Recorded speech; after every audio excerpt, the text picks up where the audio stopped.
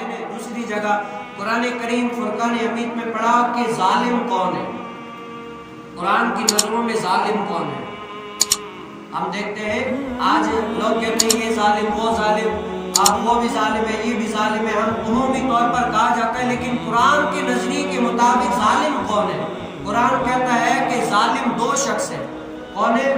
دو شخص ہے۔ پہلا کفار ظالم ہے، قرآن کن کو کہتا ہے کہ کافر جو ہے نا وہ ظالم ہے۔ کیوں؟ کیونکہ وہ اللہ اور اس کے رسول کو نہیں مانتے، کلمہ نہیں پڑھتے، قرآن کہتا ہے کہ یہ ظالم ہے۔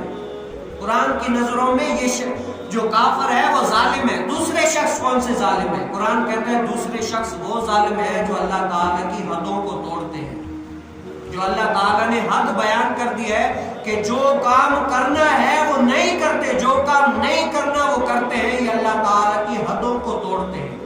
قرآن کہتا ہے کہ یہ ظالم ہے۔ جیسے قرآن کہتا ہے کہ نماز پڑھے لیکن نماز نہیں پڑھتے، یہ اللہ تعالیٰ کی حد کو توڑتے ہیں، یہ بھی ظالم ہے۔ قرآن کہتا ہے کہ شراب نہیں پینا، جو لوگ شراب پیتے ہیں یہ بھی اللہ تعالیٰ کی حد کو توڑتے ہیں، قرآن کہتا ہے کہ یہ بھی ظالم ہے۔ آج میں اپنے آپ کو دیکھوں اور آپ اپنے آپ کو دیکھیں کہ آپ اس دونوں میں سے آتے ہیں یا نہیں آتے۔ اگر کفار ہیں، کافر ہیں، تو اللہ تعالیٰ کی بارگاہ میں آ کر توبہ استغفار کریں، میرا رب معاف کرنے والا ہے، اور جو کفر سے معافی تلافی کر لے وہ ایسا ہے جیسا کہ اس نے گناہ کیا ہے۔ اور دوسرا وہ جو اللہ تعالیٰ کی حدوں کو توڑتا ہے تو کیا کرے؟ اللہ تعالیٰ کی بارگاہ میں آ کر گر گڑائے، دعا مانگے، اللہ تعالیٰ جو ہے نا اس کو معاف کرنے